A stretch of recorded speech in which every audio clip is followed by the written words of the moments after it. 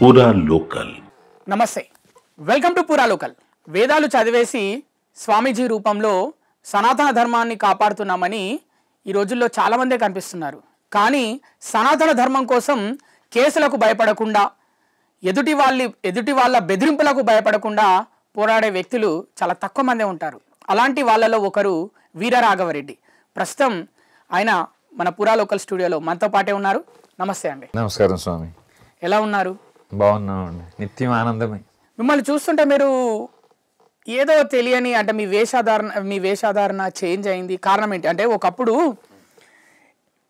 ఇలా పెద్ద జుట్టుతోటి పెద్ద గడ్డంతోటి కాషాయ వస్త్రాలు ధరించి ఉన్న వీరరాఘవరెడ్డి ఇలా మారిపోవడానికి, ఈ విధంగా షార్ట్ హెయిర్, ఇలా ఫార్మల్ డ్రెస్కి మారిపోవడానికి గల కారణం ఏంటి?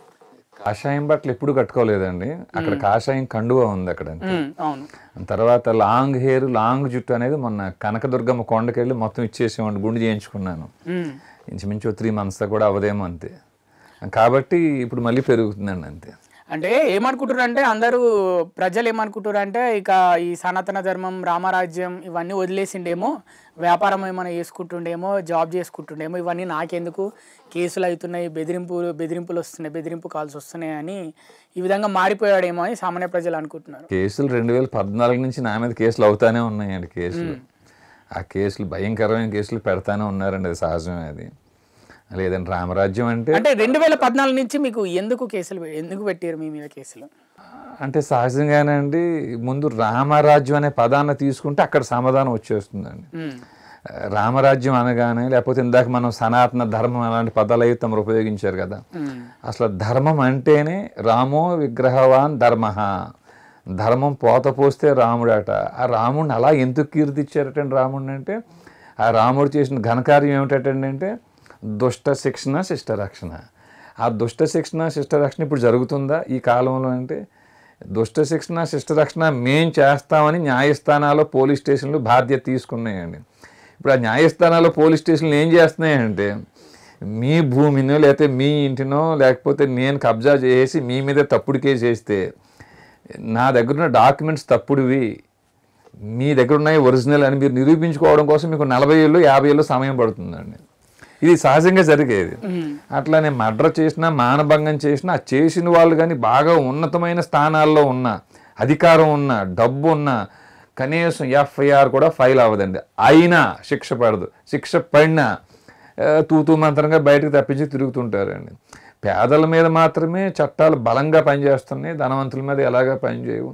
కానీ మీ పిల్లలు తప్పు చేసినా, మా పిల్లలు తప్పు చేసినా, మీరు తప్పు చేసినా, నేను తప్పు చేసినా, తప్పు చేసిన వాడు శిక్షించబడాలి, ఒప్పు చేసిన వాడు రక్షించబడాలి. ఇదే ధర్మం అండి, ఇదే ధర్మం. కానీ ఇప్పుడు న్యాయస్థానాలు ఆ పని చేయటం లేదు. కాబట్టి న్యాయమూర్తుల మీద 197 CRPC ఆర్టికల్ 124 సబ్ క్లాస్ 4లు కేంద్ర రాష్ట్ర ప్రభుత్వాలు కూడా ప్రయోగించట్లేదు. తప్పు చేసిన నేరమూర్తుల మీద, ఈ అన్యాయమూర్తుల మీద కేంద్ర రాష్ట్ర ప్రభుత్వాలు 197 CRPC ఆర్టికల్ 124 సబ్ క్లాస్ 4లు ప్రయోగించి ఆ న్యాయమూర్తులను తొలగించి జైలుకి పంపించాలి. భారతదేశంలో స్వతంత్రం వచ్చినప్పటి నుంచి ఇప్పటిదాకా ఏ కేంద్ర రాష్ట్ర ప్రభుత్వం ఈ చట్టాలు ప్రయోగించి ఆ నేరమూర్తుల్ని తొలగించి జైలుకి పంపించలేదండి.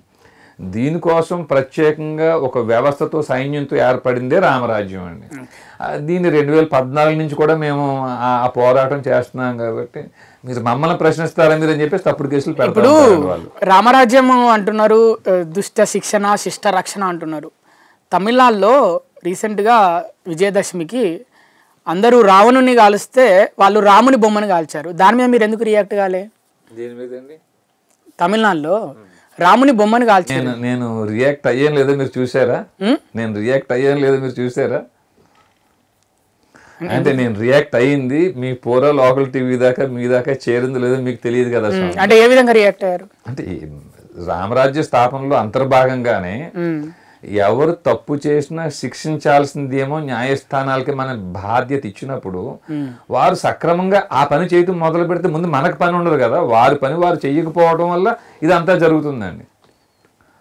మీకు అర్థమైందా స్వామి? దుష్ట శిక్షణ శిష్ట రక్షణ అనేది జరిగితే మీకు అక్కడ దానికి కూడా ఒక మంచి ఆన్సర్, జవాబు వచ్చేదండి. ఇంకొకటి అండి, సహజంగానే అంటారండి, ఈ ప్రశ్నలు వస్తుంటాయండి, ఏమండి అక్కడ పలానా గుడిలో దేవాలయం భూమి అన్యాక్రాంతం అయిపోయింది, మీరు ఎక్కడున్నారు, మీరు పలానా దిక్కుని గోవులను చంపేశారు, మీరు ఏం చేస్తున్నారు, మీరు అంటే అన్ని చోట్ల పోలేనంటారు, పలానా దిక్కుని ఇట్లా రాముడికి ఇలా అవమానం జరిగింది, మీరేం చేస్తున్నారు కదా. ఏమండి మరి మనకి పాలేరులు ఉన్నారు తెలుసా మీకు, ఏమిటండి, వీ హ్యావ్ సర్వెంట్స్, న్యాయమూర్తులు పోలీసులు మనకు సర్వెంట్స్ అండి. మనం చెప్పుకుని ఇప్పుడు సీఎంలు కానివ్వండి, ప్రధానమంత్రులు కానీ, మంత్రులు కానీ, ఎమ్మెల్యేలు కానీ మనకు సర్వెంట్స్ అండి, వాళ్ళు అంటే మనం కట్టే ట్యాక్స్లతో పబ్లిక్ సర్వెంట్స్. ఇంకా మీరు పచ్చిగా చెప్పాలంటే పాలేర్లు, ఏమిటండి మన పూర్వకాలంలో పెట్టుకుని పాలేర్లు అని చెప్పేసి దే ఆర్ సర్వెంట్స్ అండి. వారి పని వారు చేస్తే మీకు నాకు పని ఏమిటండి, అంటే వారి పని వారు సక్రమంగా చేయట్లేదు అంతే అంటారు. అంటే మీకు నమ్మకం ఉందా అండి, మీకు నమ్మకం ఉందా, మీరు చెప్పాలి మీకు నమ్మకం ఉందో. ఏమండి భారతదేశంలో అధికారికంగానే 20 లక్షల ఎకరాల పైన దేవాలయాల భూములు అన్యాక్రాంతం అయిపోయినాయండి. గోచార భూములతో కలుపుకుంటే 1 కోటి ఎకరాలు దాకా ఉంటుందని అంచనా ఉందండి. ఇది నేను చెప్పే మాట కాదండి, రిటైర్ అయిపోయిన కానీ సిబిఐ డైరెక్టర్ గారు మన్యం నాగేశ్వరరావు గారు అని చెప్పేసి ఆయన ప్రసంగాలు వినండి మీరు. అయ్యా మరి ఈ లక్షల ఎకరాల భూములు అన్యాక్రాంతం అయిపోయినా కూడా కోర్టులు ఏం చేస్తున్నాయండి, పోలీస్ స్టేషన్లు ఏం చేస్తున్నాయి, 40-50 సంవత్సరాలు ఎందుకంటే తీర్పులు రావడానికి. ఎవరు డబ్బు పాడేస్తే వారి పక్కనే కోర్టులు మొగ్గు చూపే స్థితి ఎందుకండి. ఇప్పుడు మేము చెప్పేది ఏమిటి, దాని మీద రామరాజ్య స్థాపనే మనం మొదట స్టార్టింగ్ పాయింటే మీకు చెప్పాను నేను. దుష్ట శిక్షణ శిష్ట రక్షణ చెయ్యాల్సిన న్యాయమూర్తులు ఆ పని చెయ్యకపోతే, ఆ పని చెయ్యని న్యాయమూర్తుల మీద 197 CRPC పాత చట్టం అండి, కొత్త చట్టం 218 BNSS ఆర్టికల్ 124 సబ్ క్లాస్ 4 వారు హైకోర్టు సుప్రీంకోర్టు న్యాయమూర్తులు అయితే ఈ ఆర్టికల్ 124 సబ్ క్లాస్ 4లను ప్రయోగించి తొలగించి జైలుకి పంపించే బాధ్యత ఎవరిదండి, కేంద్ర రాష్ట్ర ప్రభుత్వాలది. ఆ పని చేపించడం కోసం ఏర్పడిన వ్యవస్థే ఈ రామరాజ్యం.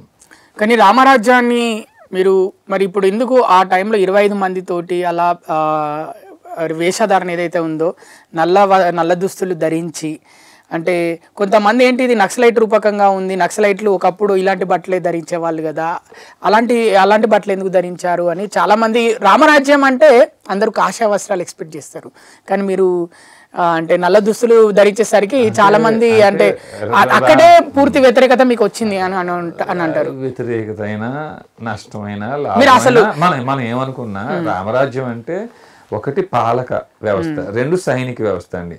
ఈ పాలకులు ఎవరైతే ఉన్నారో వారు కాషాయం ధరిస్తారండి, వారు సైనిక వ్యవస్థ వారు నల్ల దుస్తులు ధరిస్తారు. ఇప్పుడు మనకి ఇప్పుడు ఏమంటారండి, కమాండర్స్ ఉంటారు చూసారండి, వాళ్ళు నలుపు చేస్తున్నారండి, మరి వాళ్ళు నక్సలైట్లా, అంటే మీరు నక్సలైట్లా, అయ్యప్ప స్వాములు నలుపు దుస్తులు వాళ్ళు నక్సలైట్లా. సహజంగా నలుపు అంటే మనకు అంత కాళికామాత నలుపేనండి. మీరు సపరేట్ మీకు మీరు ఒక గవర్నమెంట్ లాగా ఫీల్ అయిపోయారని అంటున్నారు అందరు. అంటే వాళ్ళు ఎలాగన్నా మనమే గవర్నమెంట్ అండి, ప్రజలే ప్రభువులండి, వాళ్ళు ఎవరు అంటం ఏమిటండి. మీకు సెక్షన్ 21 IPC ఒకటి ఉందండి పాతది, అదే కొత్త చట్టం సెక్షన్ 2 కింద డిఫినేషన్స్లో మార్చారనుకోండి BNSలోను. ఆ సెక్షన్ 21 IPC ఏం చెప్తుందంటే judge, police, collector, MLA, MP, ప్రధానమంత్రి వీళ్ళందరూ పబ్లిక్ సర్వెంట్స్ అని చెప్తుందండి. ఎవరికి సర్వెంట్స్, ప్రజలకు సర్వెంట్స్. మరి ప్రజలు అయిన మనమే ప్రభుత్వం కదా, మనమే ప్రభుత్వం కదండి. మీ రామరాజ్యంలో చేరిన సైనికులు ఉన్నారా, పారిపోయారు అందరూ? ఎవరో పారిపోలేదు, నాతో సహా అందరూ ఉన్నామండి. ఉన్నారా? మీతో పాటు వాళ్ళు చావుకి తెగించి వచ్చిన వాళ్ళు కేసులు భయపడి పారిపోతారండి వాళ్ళు. మీతో పాటు జైలుకి ఎంతమంది వచ్చారు? ఉండొచ్చండి, సుమారు 27 మెంబర్స్ దాకా అనుకుంటున్నాను. అందరికి ఒకటేసారి బెయిల్ వచ్చిందా? లేదండి, లేదా, అందరికీ ముందు బెయిల్ వచ్చింది, నాకే లాస్ట్ బెయిల్ వచ్చిందండి. A1 నేను కదా. ఎన్ని రోజులు ఉన్నారు జైల్లో? రోజులు ఎప్పుడు కౌంట్ చేయలేదండి, 2 నెలలు లోపు ఉండొచ్చు. 2 నెలలు. ఏమనిపించింది జైల్లో ఉన్నప్పుడు? ఇక్కడికి అక్కడికి పెద్ద తేడా ఏమీ లేదండి. అంటే సాయంత్రం అయితే మనం మందు కొట్టాలి, లేకపోతే సిగరెట్ కాల్చాలి, వేరే అలవాట్లు ఉన్నాయి అని అనుకున్న వాళ్ళకి అది ఇబ్బంది ఏమో, కానీ సహజంగా ఏంటంటే మామూలు మనకు అలాంటి హ్యాబిట్స్ ఏమీ లేకపోతే ఇక్కడికక్కడికి పెద్ద తేడా ఏమీ ఉండదండి. మందు కొట్టడం, సిగరెట్ తాగడం ఎంత దురలవాటు, ఒకరి మీద చేయి చేసుకోవడం, క్రూరంగా ప్రవర్తించడం అంతకంటే పెద్ద దురలవాటు. మరి అలా ప్రవర్తించేటప్పుడు అనిపించలేదు ఇది కూడా పెద్ద దురలవాటు? అంటే ప్రవర్తించాను అని వాళ్ళు అన్న మాట మీరు నమ్మి కన్ఫర్మ్ చేసుకుని అడిగితే మేము ఏం అంటే చెప్పలేము. వీడియోలు కూడా వచ్చినాయి కదా బయటికి, ఎక్కడండి మీరు దాడి చేసినప్పుడు దాడి చేసిన వీడియో చూపించండి, ఒకసారి చూపించండి. అంటే మీ ఆధ్వర్యంలోనే జరిగింది కదా, ఒకసారి చూపించండి. ఆ వీడియో, దాడి చేసిన వీడియో ఉంటే చూపించండి, వీడియో ఉంటే చూపించండి. అంతమంది సభ్య సమాజం మొత్తం చూసారు కదా, అది నాకు ఒకసారి చూపించండి, నేను కూడా చూస్తాను. అంటే అరవటం కూడా, ఒక వ్యక్తిని దూషించడం అరవటం కూడా తప్పే కదా. దోషణ అంటే ఏమిటండి? దోషణ అంటే ఏమిటి? అంటే అది పూర్తి కాకముందే, ఇటు సమాజంలో పూర్తి కాకముందే అటు కోర్టులో చట్టాలు ఉన్నాయని అంటున్నారు. ఇవన్నీ అంటే మీరు కూడా ఒక చట్టం అంటున్నారు, వాటిల్లో ఆ వాదన పూర్తి కాకముందే మీరే డిసైడ్ అయ్యి ఎలా ఆ విధంగా మాట్లాడతారు? ఏ వాదన పూర్తి కాకముందండి? అంటే మీరు ఏదో నామమాత్రంగానే మీరు మంత్రాలు చదువుతున్నారు, పూర్తిగా రావు నీకు వేదాలు ఏం తెలుసు అని. లేదండి, మీరు ఆ వీడియో పూర్తిగా చూడలేదండి. మేము అసలు కాన్సెప్ట్ ఏమిటంటే, మసీదుల్లో, చర్చిల్లో వారి మతాన్ని ఎలా విస్తరించుకోవాలో వారి బోధకుల దగ్గర ఒక ప్రణాళిక ఉందండి. అంటే చర్చికి ఎవరిని వచ్చారనుకోండి, సండే చక్కగా బోధించి వాళ్ళు ఎలా విస్తరించుకోవాలి, ఆయన ఎందుకు పని చేస్తారు, ఈయన ఎందుకు పని చేస్తారు, వీరు ఎందుకు పనికి వస్తారు, ఎవరు ఏ పనికి పనికి వస్తారు, చక్కగా వారు ప్రణాళికతో మతాన్ని విస్తరించుకుంటూ ముందుకు వెళ్తున్నారండి. మసీదుల్లో కూడా ఫ్రైడే అయినా లేకపోతే మిగతా రోజుల్లో అని ఇప్పుడు ఎవరు నమాజ్కి వస్తారు, వాళ్ళు ఏ పని చేస్తారు, ఎవరెవరు వస్తారు, ఎంతమంది వస్తారో, ఎప్పుడు వస్తారో, వాళ్ళు ఎందుకు ఉపయోగపడతారు, చక్కగా వారి దగ్గర డేటా ప్రణాళికతో వారు ముందుకెళ్ళి వారి మతాన్ని విస్తరించుకుంటూ ముందుకు వెళ్తున్నారండి కదా. మరి మా హిందువులకి మా ఆలయాల్లో బోధకులు ఎవరండి? మాకు అర్చకులు, పురోహితులే కదా. కానీ అర్చకులు, పురోహితులే కదా. సనాతన ధర్మంలో ఎప్పుడు అలా లేదు కదా, మత ప్రచారం పూర్తవునే ఉన్నది. సహజంగా నాకేమనిపిస్తుందంటే, వాట్సాప్లో చాలా మెసేజ్లు అవి చూస్తుంటామండి, యూట్యూబ్లో, ఫేస్బుక్లో వీడియోలు చూస్తుంటామండి. వక్ఫ్ బోర్డు పేరుతో 9 లక్షల ఎకరాలు వాళ్ళు క్లెయిమ్ చేసుకున్నారని మనం ఊరికి దుమ్మెత్తి పోస్తుంటామండి. Actually they are right. నా మాట మీకు చాలా విచిత్రంగా ఉండొచ్చు అండి. 500-600 సంవత్సరాలు ముస్లిమ్స్ ఈ భూమిని, భారతదేశాన్ని పరిపాలించాము మేము, కాబట్టి ఈ భూమి మాదే, ఈ స్టూడియో కూడా మాదే అని వాళ్ళు క్లెయిమ్ చేసుకుంటున్నారండి. ఓకేనా? రాముడు ఎప్పుడో చెప్పాడు, ఈ భూమి ఇక్ష్వాక వంశీయులది అని రాముడు ఎప్పుడో చెప్పాడండి. అది చెప్పి యుగాలు గడిచిపోయిందండి. ద్వాపర ఏమొచ్చింది, మనకి ఇప్పుడు కలియుగంలో ఉన్నాం మనం. అసలు చిన్న ప్రశ్న, 500-600 సంవత్సరాలు మీరు పరిపాలించే ఈ భూమి మా ముస్లిమ్స్దని మేము వాళ్ళు క్లెయిమ్ చేసుకుంటుంటే, మరి మా రాముడు ఎప్పుడో చెప్పాడు, ఎన్నో యుగాల క్రితం చెప్పాడు రాముడు ఈ భూమి ఇక్ష్వాక వంశీయులదని. మరి ఇక్ష్వాక వంశీయులు ఎవరు, ఏ గోత్రాల్లో ఉన్నారు తెలుసుకోవాల్సిన బాధ్యత ఎవరిదండి? ఒక ఆలయంలో మీరు పూజారిగా ఉన్నప్పుడు మీ గుడికి వచ్చిన వాళ్ళందరూ అర్చనకో ఇంకో దానికో మీ గోత్రాలు చెప్తారు. అసలు ఇక్ష్వాక వంశీయులు ఏ గోత్రాల్లో ఉన్నారు? యదాహి ధర్మస్య గ్లానిర్భవతి భారత, ఓ భరతవంశీయ అని కృష్ణుడితో స్వయంగా పిలిపించుకున్న భరతవంశీయులు ఏ గోత్రాల్లో ఉన్నారు? భృగువంశీయులు ఏ గోత్రాల్లో ఉన్నారు? కుశవంశీయులు ఏ గోత్రాల్లో ఉన్నారు? ఓ రామచంద్రమూర్తి మా వంశాన్ని అంతటినీ కౌశికులు అని పిలుస్తారయా అన్నాడు విశ్వామిత్రుడు రాముడితో. కథ ఒక వృత్తాంతం చెప్పాడండి. వారు ఏ గోత్రాల్లో ఉన్నారు ఈ విషయం తెలుసుకుంటే, అర్చక పురోహితులు కనీసం తెలుసుకుంటే, అయ్యా ఇగో ఈ భూమి మీదని వక్ఫ్ బోర్డు పేరుతో మీరు క్లెయిమ్ చేసుకుంటున్నారు, మీకు తెలుసో తెలియదు 500-600 సంవత్సరాలు పరిపాలించిన మీరే ఇలా క్లెయిమ్ చేసుకుంటే, లక్షల సంవత్సరాలు పరిపాలించింది మేమేం చేసుకోవాలి? ఇదిగో మా ఈ భూమి ఇక్ష్వాక వంశీయులని రాముడు అన్నాడు. అందుకు గుర్తుగా వశిష్ఠ, కౌండిన్య, కాశ్యప గోత్రులు చతుర్వర్ణాల్లో, బ్రాహ్మణ, క్షత్రియ, వైశ్య, శూద్రులో చతుర్వర్ణాల వారు ఉన్నారు. భృగువంశీయులు ఈ గోత్రాల్లో భార్గవస, శ్రీవత్సత, జమతగ్ని, మార్కండేయాది గోత్రాల్లో భృగువంశీయులు ఉన్నారు. కుశవంశీయులు, కౌశిక, విశ్వామిత్ర, ధనంజయాది గోత్రాల్లో కుశవంశీయులు ఉన్నారు. పాండవాది గోత్రాల్లో భరతవంశీయులు ఉన్నారు.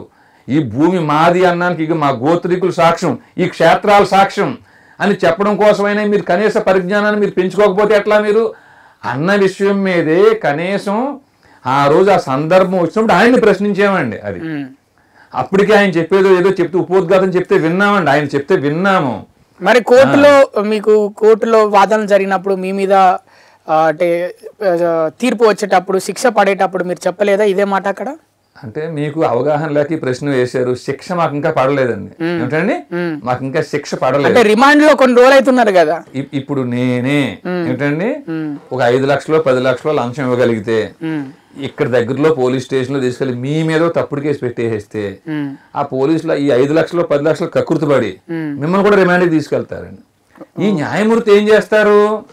ఏమండి నీ రకంగా అఘాయిత్యం ఏదో పాల్పడ్డాడటండి ఈయన, ఏదో అటెంప్ట్ చేసేటండి, ఏదో తప్పు చేసేటండి, మాకు ఇలా ఫిర్యాదు వచ్చింది, దీని మీద మేము తీసుకొచ్చేసి ప్రాథమిక విచారణ జరిపేసి నిజమని తెలియదు మాకు, ఆయన కూడా ఒప్పేసుకున్నాడండి అని చెప్పేసి మిమ్మల్ని తీసుకెళ్ళి జడ్జి ముందు నిలబెడతారు. ఈ జడ్జి గారు ఏం చేస్తారు, మీకు 41 నోటీస్ 41 నోటీస్ 7 సంవత్సరాల శిక్ష పైబడే లోపు ఉండే సెక్షన్స్ ఉంటే మాత్రమే 41 నోటీస్ అండి.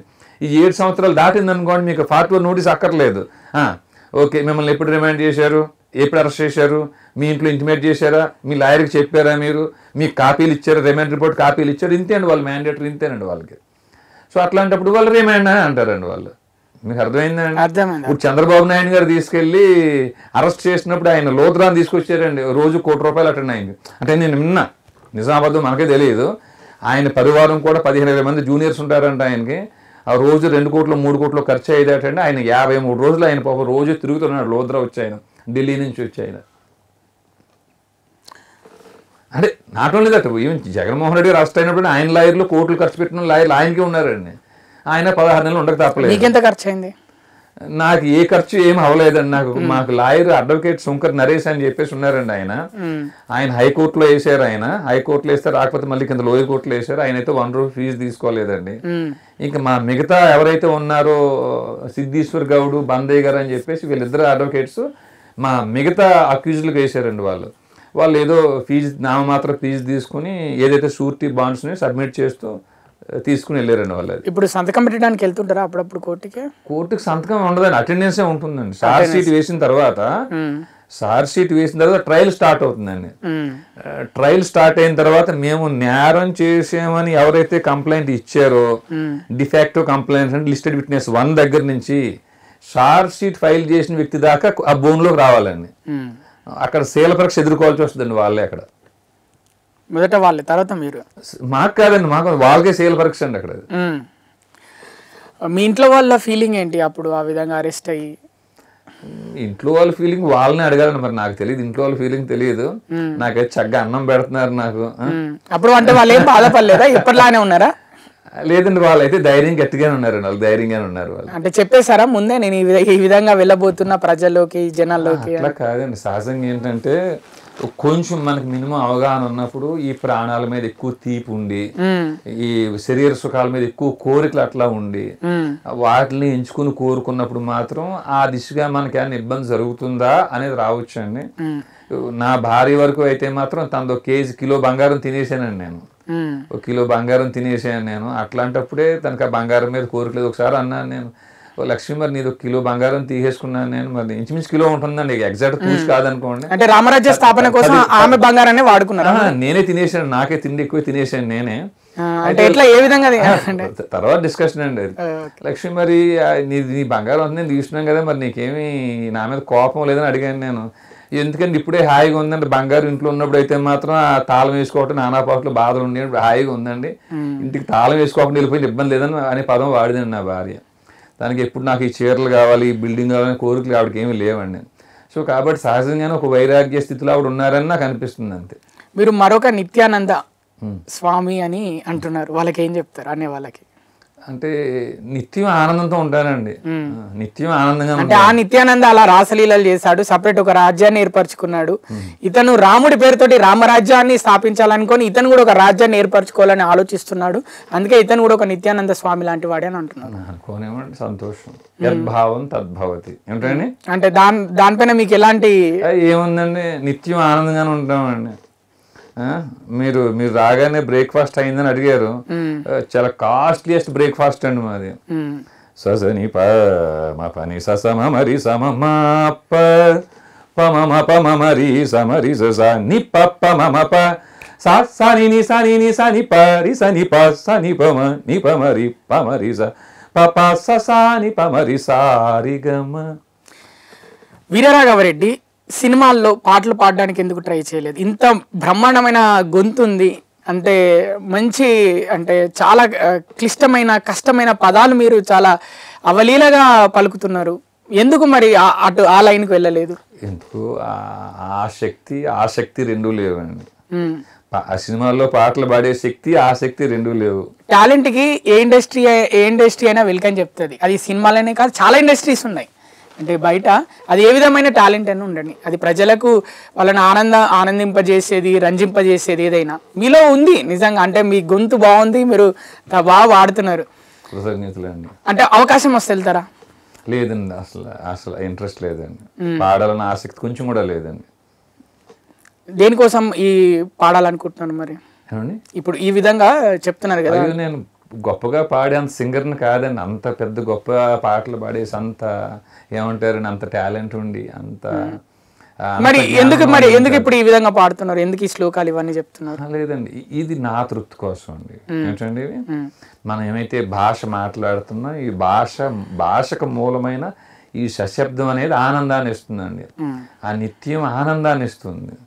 ఒకవేళ సినిమాల్లో పాటలు పాడే శక్తి నాకు ఉండి నాకు అది ఆనందాన్ని అది ఇస్తే అక్కడికే వెళ్తున్నామండి నేను. అక్కడ మనకు అనిపించట్లేదు. సో ఇప్పుడు నాకున్న కొద్దిపాటి పరిజ్ఞానానికి చక్కగా త్యాగరాజ కీర్తనలు వినడానికి, అన్నమయ్య కీర్తనలు వినటానికి ఎంత పరిజ్ఞానం కావాలో అంతా ఉందేమని అనుకుంటున్నామండి. పూజారిల పైన మీ అభిప్రాయం ఏంటి? ప్రత్యేకంగా అభిప్రాయం ఏమీ లేదండి. ప్రత్యేకంగా ఎలాంటి అభిప్రాయం లేదు. ఎందుకు లేదు? ఎందుకు లేదో కూడా తెలియదండి. రీసెంట్గా చూసుకుంటే జస్టిస్ బిఆర్ గవై సుప్రీంకోర్టు న్యాయమూర్తి, ఆయన మీద అంటే దాడి జరిగింది అని అందరం విన్నాం. విజువల్స్ అయితే ఎవరు చూడలేదు, అందరం విన్నాము. అంటే దానిపైన మీ అభిప్రాయం ఏంటి? అంటే నేను దాడి అని ఎందుకు అంటున్నా అంటే, మీరు కూడా అంటే ఒక పూజారి, ఒక అర్చకుడు, ప్రధాన అర్చకుడు లాంటి మీద దాడి చేశారని మేము కూడా విన్నాం, చూసాము, విన్నాము. విజువల్స్ అవి చూసాం, విన్నాము. సేమ్ ఇలాంటిదే అంటే ఒక సుప్రీంకోర్టు అంటే నా సపోర్ట్ ఎవరికైనా అడుగుతున్నారా? మీరు అసలు ఆ విషయం పైన మీ అభిప్రాయం ఏంటి? నేను చూశానండి, చాలా మంది జగన్మోహన్ రెడ్డి గారి దగ్గర నుంచి పవన్ కళ్యాణ్ గారి దాకా, ప్రధానమంత్రి గారి దగ్గర నుంచి ముఖ్యమంత్రుల దాకా చాలా మంది ట్వీట్ చేస్తూ, న్యాయమూర్తికి అనుకూలంగా ట్వీట్ చేస్తూ ఈ దాడిని మేము ఖండిస్తున్నాం అని చెప్పేసి ట్వీట్లు చేసి ఓ స్టేట్మెంట్లు ఇచ్చేసారండి. కానీ వాళ్ళు చేయాల్సిన పని మాత్రం చేయలేదు. ఇప్పుడు ఏదైతే పిటిషన్ న్యాయమూర్తి దగ్గర తీసుకుని వెళ్ళారో, అయ్యా ఇట్లా విష్ణుమూర్తి విగ్రహం ఈ రకంగా ఈ ధ్వంసం అయిపోయి ఉంది, దాన్ని సరిచేయమనో మరమ్మత్తు చేయమనో మీరు ఆదేశించండి ఆ యొక్క డిపార్ట్మెంట్ని అని మీ దగ్గర పిటిషన్ వచ్చినప్పుడు, అయ్యా ఇది మా పరిధిలోది కాదనో ఇంకొకటనో చెప్పేసి మీరు డిస్మిస్ చేస్తే కూడా ఇబ్బంది ఉండేది కదండి. అది మీ రైట్ అండి. మీకుండే 482 ఇన్హెరెంట్ పవర్స్ అనుకుందాం కాసేపు మేము, లేకపోతే మీకు ఉండేటువంటి విచక్షణాధికారులు ఏదో అనుకుందాం మనం. కానీ పోయి మీ విష్ణుమూర్తికే చెప్పుకోండి, మీ విష్ణుమూర్తినే వేడుకోండి అనే మాటను మరి నువ్వెందుకున్నావు అక్కడ? మాకు ఎందుకు ఆర్టికల్ 32 ఎందుకు, మాకు ఆర్టికల్ 226 ఎందుకు? మీకుండే ఇన్హెరెంట్ పవర్స్ ఎందుకు మీకు కదా? ఆ న్యాయమూర్తి చేయాల్సిన పని చెయ్యకుండా కామెంట్ చేశాడు ఆయన, అవునా? మరి అట్లా చేస్తే ఆయన మీద చూపించడం కరెక్ట్ అంటారా అనే ప్రశ్న వేయచ్చు మీరు. కరెక్ట్ కాదు. ఏమిటండి, కరెక్ట్ కాదు. కానీ ఈ న్యాయమూర్తి ఇలాంటి పనికిరాని కామెంట్స్ చేసినప్పుడు ఎవరైతే ప్రధానమంత్రి గారు కానీ, ముఖ్యమంత్రులు కానీ, ప్రతిపక్ష నేతలు కానీ ఖండిస్తున్నారో వీళ్ళు ఎవరైనా న్యాయమూర్తి చేయకుండా పనిచేశాడు, ఈ న్యాయమూర్తిగా కొనసాగే అర్హత లేదు, ఇన్కెపాసిటీ. మీకు అర్థమైందండి? ఈ ఇన్కెపాసిటీతో వ్యవహరించే న్యాయమూర్తులను తొలగించమని ఆర్టికల్ 124 సబ్ క్లాస్ 4 చెబుతుంది. కాబట్టి ఈ న్యాయమూర్తిని తొలగిస్తున్నాం, ఇంపీచ్మెంట్ కోసం మేము బిల్లు ప్రవేశపెడుతున్నాం అని చెప్పేసి మరి వీళ్ళ దగ్గర అధికారం ఉంది, చేతిలో ఎంపీలు ఉన్నారు. ఎవరైతే ఖండించారో ప్రధానమంత్రి గారు ఆయన చేతిలో ఎంపీలు ఉన్నారు, ఎవరైతే ఖండించారో పవన్ కళ్యాణ్ గారు ఆయన చేతిలో 2 ఎంపీలు ఉన్నారు, ఎవరైతే ఖండించారో జగన్మోహన్ రెడ్డి గారు ఆయన చేతిలో 3 ఎంపీలు ఉన్నారు. మరి మీరు బిల్లు ఎందుకు ప్రవేశపెట్టరు? మీరు చేయాల్సిన పని చేయటం మానేసి, ఏమిటండి, మీకు ఎలాగో చేత కాదు, చేయాల్సిన పని మీరు ఎలాగో చేయలేరు, మౌనంగా ఉంటారు. మీరు ఆయన దాడి చేశారు అని ఖండిస్తారు. అసలు ఆయనకి అవసరం కల్పించిందే మీరు. ఇక్కడ నేరస్తులు వీళ్ళేయండి. వీళ్ళు చేయాల్సిన పని చెయ్యకపోవటం వల్ల ఆయన దాడి దాకా వెళ్లాల్సి వచ్చింది ఆయన. కాబట్టి మొదటి నేరస్తులు ఈ పొలిటీషియన్సే, ఈ రాజకీయ నాయకులేనండి. మీకు ఇంకా చిన్న ఎగ్జాంపుల్ చెప్తానండి. ఈ మనకి న్యాయ వ్యవస్థ గురించి చెప్పాలంటే అది పెద్ద మహాభారతం కూడా సరిపోదు, అంత ఉందండి. సహారా ఇండియా అనే కేసు ఉందండి. దాంట్లో సుమారు 12 కోట్ల మంది బాధితులండి. 3 లక్షల కోట్ల రూపాయలు స్థిర చరాస్తులు సుప్రీంకోర్టులో ఫ్రీజ్ అయిపోయి ఉన్నాయి.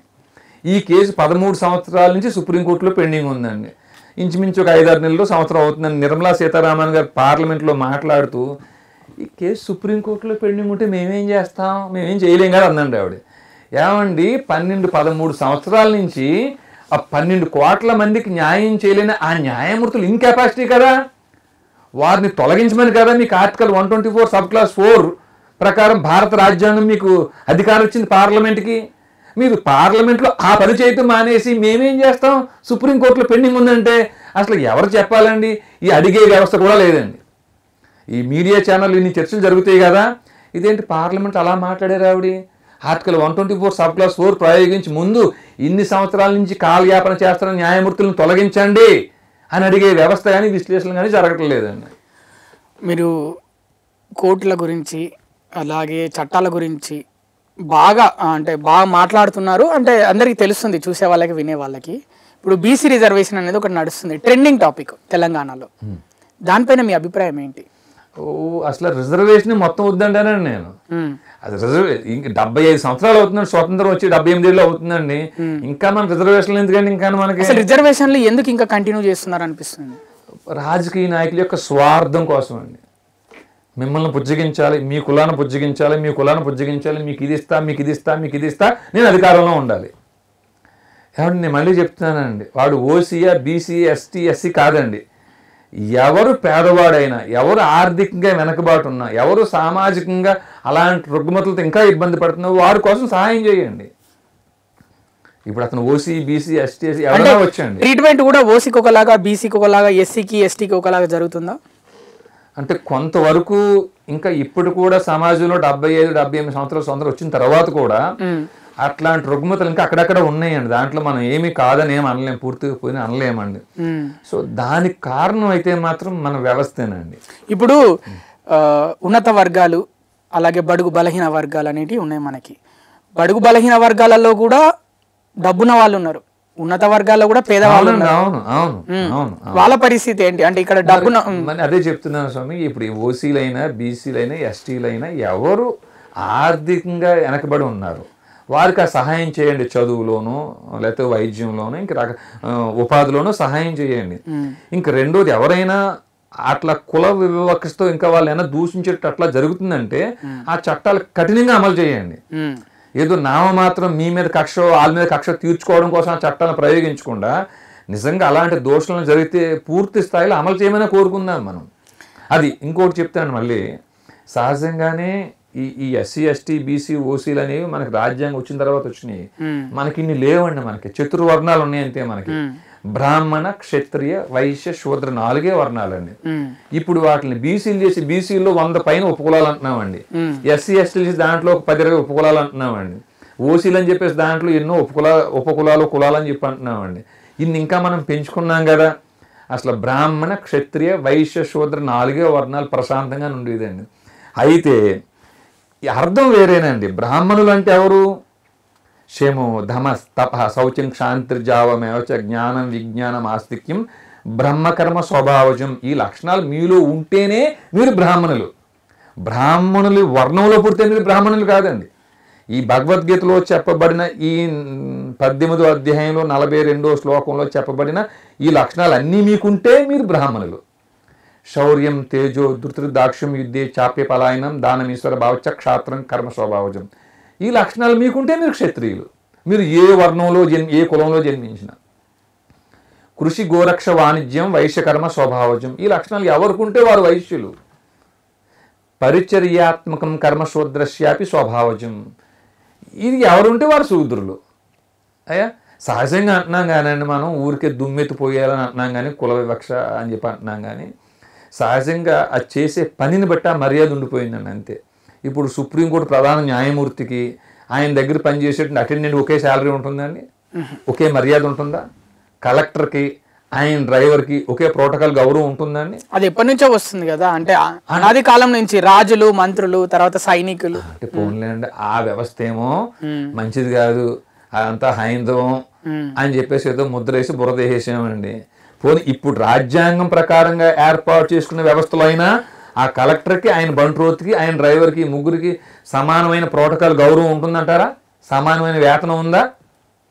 అంటే వాళ్ళ మెరిట్ని బట్టి ఉంటది, వాళ్ళు చదువుకునే చదువుని బట్టి. అదే పూర్వకాలంలో కూడా మీ దగ్గర శమము, దమము, ఇంద్రియ నిగ్రహం, తర్వాత శుచి, శుభ్రత, జ్ఞానం, విజ్ఞానం ఇవన్నీ ఉంటే మీరు బ్రాహ్మణులు.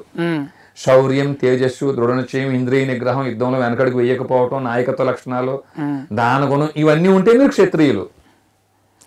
మీకు అర్థమైందా స్వామి? ఇది కూడా అంతే, మీరు చేసే పనిని బట్టి మీ లక్షణాన్ని బట్టి ఇక్కడ కూడా అంతేనండి. అంటే ఇప్పుడు కొంతమంది ఉన్నారు, అంటే వాళ్ళ కులం పేరుతో తక్కువ చూడటం వల్ల కూడా సనాతన ధర్మాన్ని వదిలేసిన వాళ్ళు ఉన్నారు, లేకపోతే సనాతన ధర్మం మీద దాడులు జరిగినప్పుడు కూడా పట్టించుకునే వాళ్ళు చాలా మంది ఉన్నారు. దేనికైనా ఒక కారణం ఉంటుందండి సహజంగానే. మరి ఇప్పుడు క్షత్రియులు, బ్రాహ్మణులు, వైశ్యులు కూడా మతం మారిపోయారండి, దానికి ఏమందాం మరి? అలా మారిపోవడానికి గల కారణం ఏంటి? ఏమీ లేదండి, మీరు మంచి ప్రశ్న వేశారు. యాక్చువల్గా మనకి దేవాలయ వ్యవస్థ ఉందండి, మనకి క్షేత్ర వ్యవస్థ ఉందండి, అన్ని అక్కడే మొదలవుతాయి అంటారు. ఈ దేవాలయాల్లో ఈ అర్చక పురోహితులు వారి బాధ్యతను గుర్తెరిగి, నాయన అసలు దైవం అంటే ఏమిటి, ధర్మం అంటే ఏమిటి, మనం నిర్వర్తించాల్సిన ధర్మం ఏమిటి, ఈ బోధన చెప్తూనే, అంటే సహజంగానే ఇప్పుడు ఆధునిక కాలంలో ధర్మం చెప్పాలండి. ఇప్పుడు గుడికి వెళ్తే మళ్ళీ రామాయణం, మహాభారతం అదే చెప్పేస్తాం, అది అందరికీ తెలుసండి, మనం చూస్తున్నాం. ఇప్పుడు ఆధునిక కాలంలో మన దేవాలయాలు ఉన్నాయి, ఇన్ని కబ్జా అయిపోయి ఉన్నాయి, లేకపోతే ఇన్ని భూములు కబ్జా అయిపోయి ఉన్నాయి, లేకపోతే ఇలాంటి గో సంరక్షణ చేసుకుంటే మనకు వచ్చే ప్రయోజనాలు ఏంటి, ఇలాంటివి బోధన చేస్తూనే, నాయన మన అందరం బంధువులమే. ఏమిటండి? వశిష్ఠ, కౌండిన్య, కాశ్యప గోత్రాల్లో జన్మించిన ఇక్ష్వాక వంశీయులైన, భార్గవ, శ్రీవత్స, జమతగ్ని, మార్కండేయాది గోత్రాల్లో జన్మించిన భృగువంశీయులైన, కౌశిక, విశ్వామిత్రాది గోత్రాల్లో జన్మించిన కుశవంశీయులైన, తర్వాత పాండవాది గోత్రాల్లో జన్మించిన భరతవంశీయులైన, వీళ్ళందరికీ తండ్రి బ్రహ్మే, కాబట్టి మన అందరూ బంధువులమే. రెడ్డిల్లో పైడిపాల గోత్రం ఉంది, పోతంశెట్టి ఇంటి పేరుతో. కాపుల్లో పైడిపాల గోత్రం ఉంది, పాటంశెట్టి ఇంటి పేరుతో. కమ్మల్లో, చౌదరీస్లో పైడిపాల గోత్రం ఉంది, కంభంపాటి ఇంటి పేరుతో. మంగళలో కూడా పైడిపాల గోత్రం ఉంది, పసుపులేటి ఇంటి పేరుతో. మనందరూ బంధువులమే అని ఏకీకృత భావాన్ని బోధించే బాధ్యత మన ఆలయాల్లో అర్చక పురోహితులు తీసుకుంటే కొంచెం కనీసం ఒక అవగాహన ఏర్పడుతుందండి. అర్చక పురోహితులు అందరం ఒకటే అనే భావన ప్రజల్లో తీసుకొని వస్తే ఈ కుల విభేదన ఉండదు. కొంతవరకు మార్పు ఉంటుందండి, కొంతవరకు మార్పు వస్తుందండి. ఉదాహరణకు చూడండి, మీరు ఏమంటే క్రిస్టియన్స్ లో చాలా ఐక్యత ఎక్కువ అని అంటారు, అట్లా ముస్లింస్ లో చాలా ఐక్యత ఎక్కువ అంటారు కదా. మరి ఇంచుమించు భారతదేశంలో ఉండే క్రైస్తవులు కానివ్వండి, భారతదేశంలో ఉండే ముస్లింస్ కానివ్వండి, వీరందరూ ఇంచుమించు అందరూ హిందువులుగా అక్కడ మతం మారి వెళ్ళిన వారే కదా. మరి ఇక్కడ లేని ఐక్యత అక్కడ ఎందుకు వచ్చింది? అంటే అక్కడ కుల విభేదన అనేది కులాలుగా విడిపోలేదు, అక్కడ ఉండి అక్కడ ఉన్నాయండి మళ్ళీ. కానీ అక్కడ చర్చిల్లో, ఇక్కడ మసీదుల్లో వారి బోధకులు, పాస్టర్లు కానివ్వండి, ఇమాములు, ముల్లాలు, మౌలవీలు కానివ్వండి, వారు బోధించే బోధన అండి అది. ఆ బోధన ఎక్కువ శాతం మందిని యూనిటీగా చేస్తుందండి. కులాలు అంటే రాజకీయ పార్టీల వల్ల ఈ అంటే హిందువులు విడిపోయారా?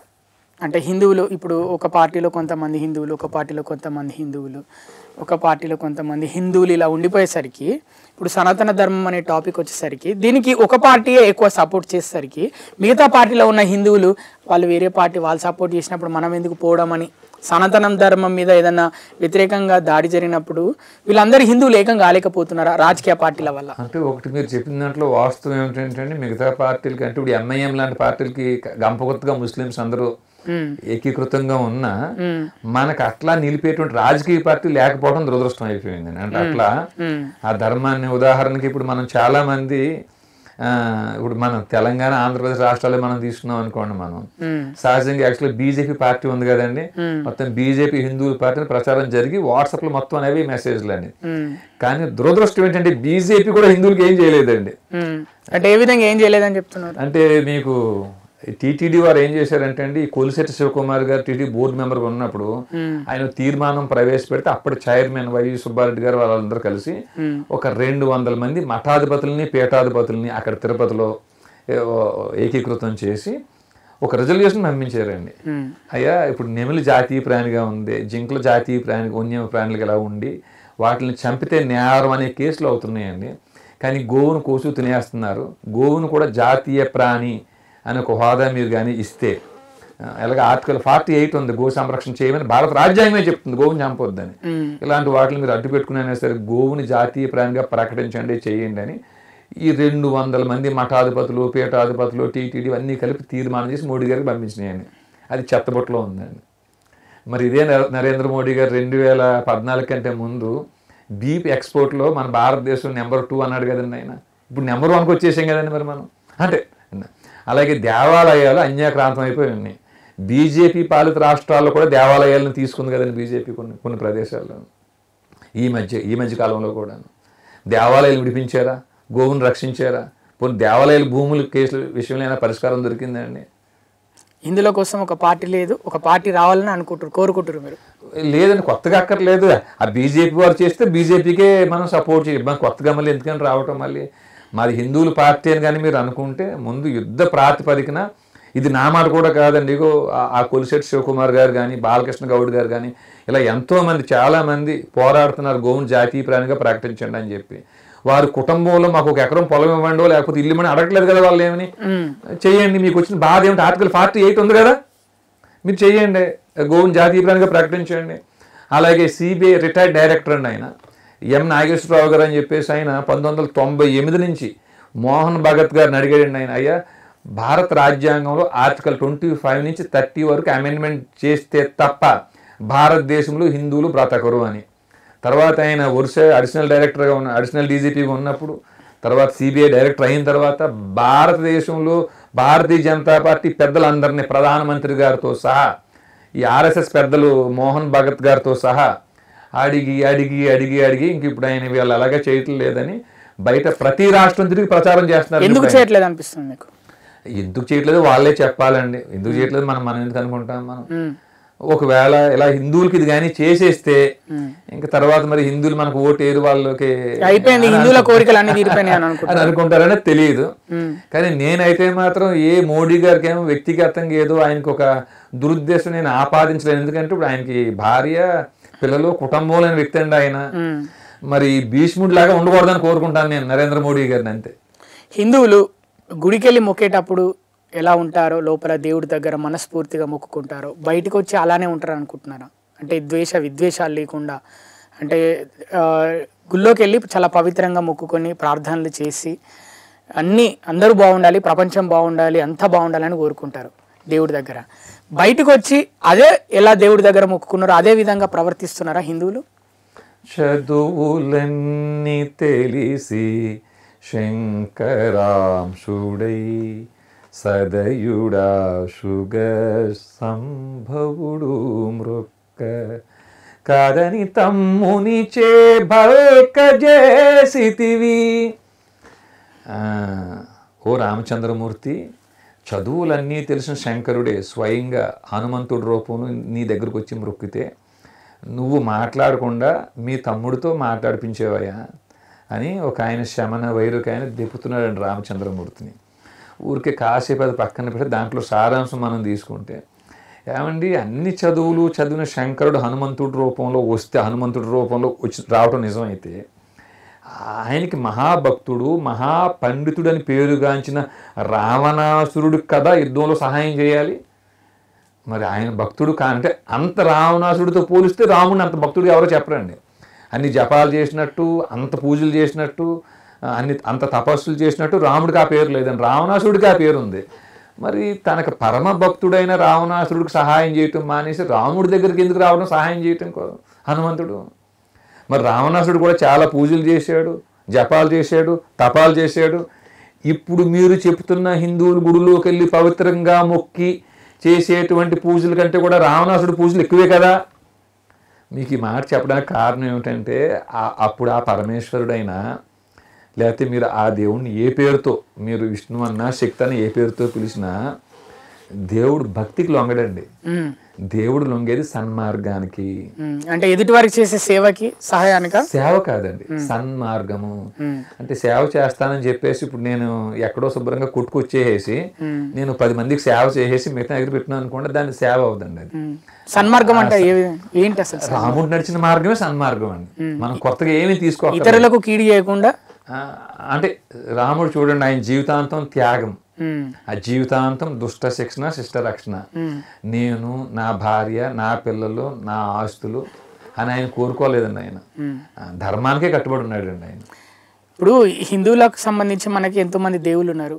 శివుడు ఉన్నాడు, శంకరుడు, చాలా మంది దేవుళ్ళు. ఇక చెప్పుకుంటూ పోతే మనకి ఇక కొన్ని లక్షల వేల దేవుళ్ళు ఉన్నారంటారు. ఎంతోమంది దేవుళ్ళు ఉంటే మీరు రాముని ఎందుకు ఎంచుకుంటారు?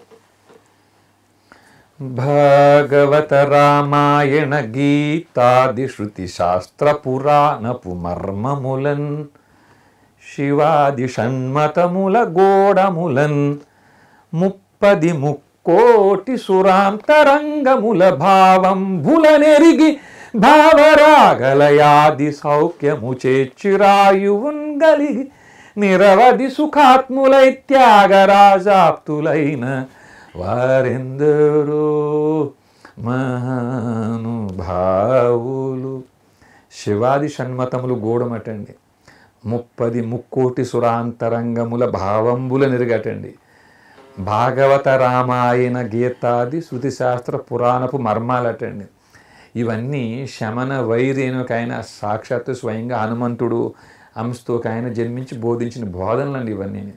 వీటి ఆధారంగా నాకు అర్థమైన కొంచెం ఈ విషయం ఏమిటంటే అండి, రాముడే శ్రీ మహావిష్ణువు, హనుమంతుడే శివుడు. అయితే వీళ్ళిద్దరూ అనేక జన్మల్లో శివకేశవులుగా, కృష్ణార్జునులుగా, రామాంజనేయులుగా, నరనారాయణులుగా, హరిహరులుగా అనేక జన్మలు తీసుకుంటూ అని మీకు భగవద్గీతలో కూడా ఉంటుందండి. బహూని మే వ్యతీతాని జన్మాని తవచార్జున తాన్యహం వేద సర్వాణి నత్వం వేత పరాంతప. నీకు నాకు కూడా అనేక జన్మలు గడిచినాయ్యా, నా జన్మలన్నీ నాకు గుర్తున్నాయి కాబట్టి నేను నిన్ను గుర్తుపట్టా, నీ జన్మలు నీకు గుర్తులేవు కాబట్టి నిన్ను నువ్వు గుర్తుపట్టలేదు, తద్వారా నన్ను నువ్వు గుర్తుపట్టలేకపోయావు. అట్లా చెప్పినట్టు వారిద్దరూ ధర్మస్థాపన కోసం భూమి మీదకి అనేక యుగాల్లో అనేక సార్లు లెక్కకు మించి శరీరాలు మార్చుకుంటూ వస్తూనే ఉంటారటండి వాళ్ళు. అట్లా వచ్చిన పరంపరలో రాముడు జన్మ శరీరం కూడా ఒకటండి. అంటే రాముడనే కాదు, కృష్ణుడు చేసిన, శివుడు చేసిన, దుర్గమ్మ చేసిన, అయ్యప్ప స్వామి చేసిన, కుమారస్వామి చేసిన, వీరందరూ ధర్మస్థాపనే చేశారు. ధర్మస్థాపనకి దుష్ట శిక్షణ శిష్టరక్షణే చేశారు. కానీ దురదృష్టం, ఇప్పుడు ధర్మస్థాపన చేస్తానని రాముడే స్వయంగా వచ్చిన, లేదు లేదు ధర్మస్థాపన మేం చేస్తాం, దుష్ట శిక్షణ మేం చేస్తాం అంటారు కోర్టులో, పోలీస్ స్టేషన్లో. మీరు రాముడికి భక్తుడా, సేవకులా, సైనికుడా? కాదండి, రాముడికి భక్తుడిని కాదు, రాముడికి సేవకుడిని కాదు. రాముడి దగ్గర బంటు ఉంటాడండి, ఆయన పేరు శమన వైరి. ఏం పేరండి? రాముడికి బంటు ఉన్నాడండి, శమన వైరి. బంటు రీతి కొలువియవయ్య రామా రోమాంచమని ఘన కంచుకము రామ భక్తుడని ముద్ర బిళ్ళయు. పెద్ద శాలరీ కూడా ఏమి అక్కర్లేదటండి ఆయనకి. రోమాంచమని ఘన కంచుకము, రామ భక్తుడనే ముద్ర బిళ్ళయు, రామనామని వరకట్గా ఇవ్వయ్యా, రామ బంటు రీతి నాకు ఒక పోస్ట్ ఇవ్వయ్యా అని ఒక ఆయన రాముడి దగ్గర కాకబట్టి పోస్ట్ కొట్టేసాడండి. ఆ పోస్ట్ కొట్టేసిన ఆయన పేరు శమన వైరి. ఆయన దగ్గర నేను బంటునండి, ఆయనకి భక్తుణ్ణి, ఆయనకి సేవకుణ్ణి అనుకోండి. మీరు అంటే రామదాసుకు దాసుణ్ణి, రామబంటుకి బంటుని. మరి ఈ రామరాజ్యం పేరుతోటి అంటే ఒక సైనికుల్లాగా అందరినీ మరి తీసుకోవడం ఇట్లా, వాళ్ళందరూ ఏమవుతారు మరి మీ రామరాజ్యంలో ఉన్న వాళ్ళు? వారందరూ రామస్వరూపులేనండి, వారందరూ సాక్షాత్తు రామస్వరూపులే. అంటే సైనికులు గారు అంటారు. అన్నీ నీవను చూవంతరంగమున తిన్నగా వెతికి తెలుసుకుంటినయ్యా. రామ అన్నీ నువ్వేని తెలుసుకున్నానయ్యా, అంతరంగమును తిన్నగా వెతికి తెలుసుకున్నానయ్యా, అన్నీ నువ్వేనని. మరుగేలరా ఓ రాఘవ. ఇది శమన వైరు చెప్పే మాట అండి, నేను త్యాగరాజు చెప్పే మాట. రామాయణి బ్రహ్మమునకు పేరు. చూసేది చూడబడేది మొత్తం అంతా బ్రహ్మమే, ఆ బ్రహ్మం పేరే రామా అటండి. అంటే రామరాజ్యం ఇప్పుడు ఏదైతే మీరు స్థాపించారో దాన్ని అంటే రన్ చేయడానికి, నడపడానికి అంటే డబ్బుతో కూడుకున్న పని. మరి అది ఎలా సాధ్యపడుతుంది? అక్కడక్కడ ప్రాపర్టీలు అమ్మేసుకుంటూ వస్తున్నాం కదండి, ఉపయోగించేస్తున్నాం అండి. అంటే వేరే ట్రస్ట్లు మీ వెనకాల ఉన్నాయి, కొంతమంది రాజకీయ నాయకులు ఉన్నారు, కొంచెం సహాయం కూడా చేస్తున్నారండి, చాలా మంది సహాయం కూడా. మాకు గుంటూరులో ఎలకలింగయ్య గారు ఆటో డ్రైవర్ అండి. ఆ ఎలకలింగయ్య గారు మొదలుకొని ఇంకా కొంచెం పెద్ద స్థాయిలో ఉండే వ్యక్తుల దాకా, అంటే ఆటో డ్రైవర్ మొదలుకొని ఒక ఐపీఎస్ ఆఫీసర్ దాకా వారి శక్తి మేర 500, 100, 200 వారు సహాయం వారు చేస్తానే ఉన్నారండి, డొనేట్ చేస్తున్నారు. అంటే రాజకీయ నాయకులు ఇవ్వలేరు మీ వెనకాల? రాజకీయ నాయకులు, పొలిటీషియన్స్ కూడా కొంతమంది ఉన్నారండి, వారి శక్తి మేరకు వారు సహాయం చేస్తున్నారు. అంటే వాళ్ళు మీ దగ్గర నుంచి అంటే వాళ్ళ ఎజెండా ప్రకారం మీకు డొనేట్ చేస్తున్నారా, లేకపోతే ప్రేమతోటి భక్తితోటి డొనేట్ చేస్తున్నారా? మీరు రాజకీయాలు అనగానే ఏ వ్యవస్థలో అయినా సరే చెడు వైపు ప్రయాణం చేసేవారు 80 మంది ఉన్నా 20 మంది మంచి వైపు చూసేవారు ఉంటారండి.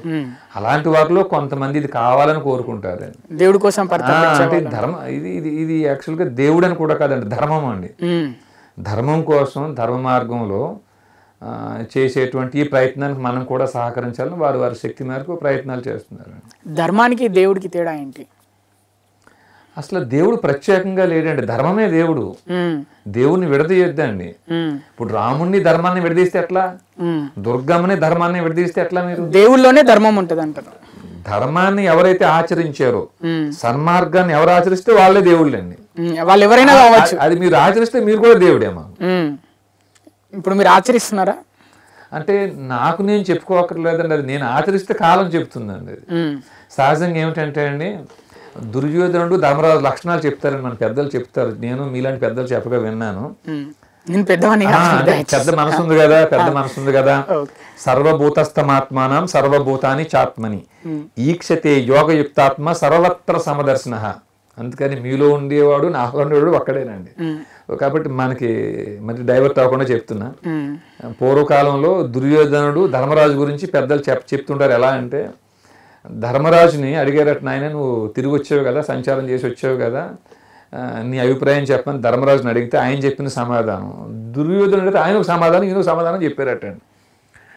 దుర్యోధనుడు అన్నాడటండి, నేను చాలా మందిని కలిసాను, నేను ఆయన అందరినీ కలిసాను, తిరిగాను, అందరూ చెడ్డవాళ్ళే, నేను ఒక్కడనే తప్ప అన్నాడటండి ఆయన. ధర్మరాజు అన్నాడటండి, నేను అందరినీ కలిశాను, ఆయన అందరినీ కలిశాను, ఎవరిలో కల్మషం లేదు, వాళ్ళందరితో పోల్చుకుంటే నాలోనే ఎన్నో దుర్గుణాలు ఉన్నాయి, నేను తప్ప మిగతా వాళ్ళందరూ లోకమంతా మంచివారే, నేను తప్ప అన్నాడటండి ఆయన. అలాగే సహజంగా ఏమిటంటే, ఇప్పుడు నా గురించి డబ్బా నేను కొట్టుకుంటే దరిద్రంగా ఉంటుందండి. అట్లా కాకుండా ఇది నేను చేసా, అది నేను చేసా, ఇది నేను చేసా, ఇది నేను చేసా అని చెప్పేసి అంటే ఆ క్రెడిట్ని డ్రాప్ చేస్తూ నేను నేను నేను నేను అని చెప్పేసి అలాగ చెప్పుకు ఓ భ్రమలో ఉంటుంటారు. అట్లా కాకుండా కొంతమంది ధర్మరాజు లక్షణాన్నే పోలుస్తారండి. ఏదైనా తప్పు ఉంటే ఆయన మీద వేసుకునేవాడటండి ఆయన. ఆ సైనికులు కానివ్వండి, మంత్రులు కానీ ఎవరన్నా తప్పు చేస్తే ఆ తప్పుని ఆయన మీద వేసుకునేవారటండి ఆయన. అట్లా వేసుకుని ప్రజలకు క్షమాపణ చెప్పిన సందర్భాలు అనేక ఉన్నాయంటండి. దుర్యోధనుడు ఆ కింద మంత్రులు, సైన్యం, వారు వీరు సేవకులు చేసిన మంచి అంతానేమో ఈయన ఖాతాలో వేసుకుని, ఈయన చేసిన చెడుని మాత్రం వాళ్ళ ఖాతాలో వేసేవాడటండి ఈయన. ఇప్పుడుండే పాలకులు కూడా అంతేనండి. మీ రామరాజ్యం కోసం డొనేట్ చేసిన వాళ్ళలో ఆటో డ్రైవర్ నుంచి ఐఏఎస్, ఐపీఎస్ ఆఫీసర్ వరకు, అలాగే రాజకీయ నాయకుల వరకు అందరూ ఉన్నారని చెప్తున్నారు. పేదవాళ్ళకి ఏమైనా సహాయం చేశారా మీ రామరాజ్యం తరఫున? అంటే పేదవాళ్ళకి సహాయం చేయడం కోసం ఈ కాన్సెప్ట్ కాదండి. పేదవాళ్ళ దగ్గరికి వెళ్ళి బియ్యం ఇచ్చే వాళ్ళకి, పేదవాళ్ళకి వెళ్ళి మనం బట్టలు ఇచ్చి పేదవాళ్ళకి అన్నదానం చేసేది రామరాజ్యం కాదండి. మీకు ముందే I denoted category to you. రామరాజ్యం అంటే ఏమిటి? దుష్ట శిక్షణ, శిష్ట రక్షణ చేయని న్యాయమూర్తుల మీద 197 సిఆర్పిసి కానీ, ఆర్టికల్ 124 సబ్ క్లాస్ 4 కానీ ఏ కేంద్ర రాష్ట్ర ప్రభుత్వాలు ప్రయోగించట్లేదో ఆ ప్రయోగించడం కోసం ఏర్పడిన వ్యవస్థ రామరాజ్యం అండి. ఉదాహరణకు మీరే ప్రభుత్వాధినేతగా ఉన్నారు. మీరు బహుశా మీకు తెలిసి ఉండకపోవచ్చేమో. ఉదాహరణకి ఇప్పుడు ఈ గవాయి గారి విషయం ఉందనుకోండి, నరేంద్ర మోడీ గారికి ఎవరో చెప్పి ఉండకపోవచ్చేమో కదా, నాయన ఆయన తప్పు మాట్లాడాడయ్యా, గవాయి మాట్లాడిన తప్పు, ఆయన తీర్పు ఇవ్వటం మానేసి విష్ణుమూర్తి చెప్పుకోమంటే అది బల్పు అహంకారం మాటలు కదా అవన్నీ. అలా ఇన్కెపాసిటీతో వ్యవహరించిన వ్యక్తిని ఆర్టికల్ 124 సబ్ క్లాస్ 4 ప్రకారంగా తొలగించి జైలుకి పంపించే అధికారం మీకే ఉంది. ఓకే, అంటే మీలో ఈ భావన ఎప్పటి నుంచి వచ్చింది? అంటే ఎప్పుడైతే మీరు జైలుకి వెళ్ళారో అప్పటి నుంచి వచ్చిందా, లేకపోతే ముందు నుంచే ఉందా? ఏ భావన అండి? అంటే ఈ విధంగా, అంటే ఎవరైతే సరిగా ప్రవర్తించారో న్యాయమూర్తులు, న్యాయవాదులు, మీరు భగవద్గీత చదివితే మీరు భగవద్గీత చదివారా? తమ చదివారా? విన్నారా? పోనీ భగవద్గీత విన్నారా? నేను వింటమే నేను పెద్ద చదువుగానే కాదండి. పూర్వాభ్యాసేన తేనై విహరేతే వ్యవసోపి సహ జిజ్ఞాసురపి యోగస్య శబ్ద బ్రహ్మాతి వర్తతే. పూర్వజన్మలో నేను ఏ అభ్యాసాన్ని కలిగి ఉన్నానో ఈ జన్మలో అప్రయత్నంగా ఆ యోగం వైపు నెట్టబెడతానండి. అదియును సదృశ్యం చేష్టతే స్వస్య ప్రకృతిర్జ్ఞానవానిపి ప్రకృతి యాంతి భూతాన్ని నిగ్రహ కిం కరిష్యతి. నేను పుట్టుకతో ఏ ఏ త్రిగుణాల్లో గుణాలనైతే పుణుకు పుచ్చుకుని జన్మ తీసుకున్నానో ఆయా గుణాలను అనుసరించి నేను తీసుకునే ఆహారం, నేను చేసే పనులు, నా నడక నడతా ఉంటాయి. ఇది సత్యం. ఒక్కసారిగా మార్పు రాదండి. అయ్యా ఇక మీ కొంచెం పర్సనల్కి వెళ్దాము. వీర రాఘవ రెడ్డి, మీరు అంటే పేరులో రెడ్డి ఉంది అంటే చిన్నప్పటి నుంచి అంటే మీ మీ తాతలు ముత్తాతలు రెడ్డియా లేకపోతే ఎలా? మా నాన్నగారి పేరు కొవ్వూరు సత్యరెడ్డి అండి. కొప్పవరం గ్రామం, అనపర్తి మండలం, ఉమ్మడి తూర్పుగోదావరి జిల్లా. ఇప్పటికీ తూర్పుగోదావరి జిల్లా కింద ఉంది. మా తాతగారి పేరు కొవ్వూరు పెదవీరెడ్డి, మా ముత్తాత గారి పేరు కొవ్వూరు బుచ్చిరెడ్డి, మా అమ్మ వాళ్ళ నాన్నగారు ఎవరైతే వారి పేరు కరి నారాయణ రెడ్డి గారు. వీరేమో వామన పాలగోత్రులు, మా నాన్నగారి తరపు వారేమో మహిపాల గోత్రులు. అంటే మీ తాతలు ముత్తాతలు కూడా రెడ్డిలు అని మీరు చెప్తున్నారు. మీరు చూస్తే వ్యాపారాలేమో మీవి వడ్డీ వ్యాపారం చేసినారు. అలాగే అప్పటి నుంచే నాకు తెలిసి వడ్డీ వ్యాపారాలు అంటే దురుసుగానే ప్రవర్తిస్తారు. ఎవరు డబ్బులు ఇవ్వకపోతే, వడ్డీ చెల్లించకపోతే వారి పట్ల దురుసుగానే ప్రవర్తిస్తారు. అది నేను డిసైడ్ చేసింది కాదు, కల్లారా అందరు ప్రజలు చూస్తుంది. సో మీకు అంటే మీలో దురుసు ప్రవర్తన ఉంది? ఉందండి, ఉంది. అంటే ఏ విధంగా? ఇవ్వాల్సినవి వడ్డీతో ఇస్తామండి, రావాల్సినవి వడ్డీతో వసూలు చేసుకుంటామండి. అలవాటు ఉందండి. అదే ఇంప్లిమెంట్ చేస్తున్నారా ఇప్పుడు కూడా? ఏమన్నాను? ఇవ్వాల్సినవి వడ్డీతో ఇస్తాం, తీసుకోవాల్సినవి వడ్డీతో తీసుకుంటామండి. అంతే. అప్పటి నుంచే కేసులు ఉన్నాయి ఏమన్నా? ఈ వడ్డీలు సరిగా మీరు ఎవరైనా చెల్లించకపోతే వాళ్ళ మీద ఎవరైనా మీద దాడి చేసిరా? పూర్వాభ్యాసేన తేనైవ హరియతే. పూర్వజన అభ్యాసం అండి అది. వచ్చే జన్మలో కూడా ఉంటుంది. ఆత్మ మారదు కదా, శరీరం మారినాను. సో మీరు రెడ్డి ఓసీ అంటారు, ఓసీయే కదా మీరు? ఓసీయో బీసీయో నాకు తెలియదు కానీ మేమైతే శూద్రులు అండి. ఎవరు? శూద్రులం. ఇప్పుడు BC versus OC, OC versus BC అనే టాపిక్ హల్చల్ అవుతుంది. అంటే బీసీలను ఆర్థికంగా, రాజకీయంగా, సామాజికంగా అసలు ఈ ఓసీ బీసీ అనే కాన్సెప్ట్ ని ముందు నేను నమ్మనండి. ఇక్కడ బీసీలు అయిన వారు ఇంకో రాష్ట్రంలో ఓసీ, అక్కడ ఓసీలు, ఇక్కడ బీసీలు, ఇక్కడ ఎస్టీలు ఇంకొక దాంట్లో మళ్ళీ ఓసీలు. ఈ కాన్సెప్ట్ రాజకీయ నాయకులు వారి పబ్బం గడుపుకోవడం కోసం పెట్టిన కాన్సెప్ట్ అండి ఇది. మనకి చాతుర్వర్ణ వ్యవస్థ ఉంది. భగవద్గీత 18వ అధ్యాయం 41, 42, 43, 44 శ్లోకాలు చూడండి. వాటిని మించి మీరు ఆ ఓసీబీసీ దాకా మీరు నన్ను కూడా అక్కడ లాక్కని మళ్ళీ అంతే. అట్లేం లేదు, చెప్పండి మీ అభిప్రాయం అడుగుతున్నాను నేను. అభిప్రాయం అదండి. మనకి ఓసీ బీసీ ఎస్సీ ఎస్టీ ఏమీ లేవండి. మనం పెట్టుకున్నామండి ఇవన్నీ. మనకు చాతుర్వర్ణ వ్యవస్థ మంది. బ్రాహ్మణ, క్షత్రియ, వైశ్య, శూద్ర, ఈ నలుగురు ఒక తల్లి పిల్లలండి. మృగ మదలామ శుభనీతిల వర జటాయు. వాల్మీకి రామాయణంలో జటాయు శ్రీరాముడు సంభాషణ చూడండి.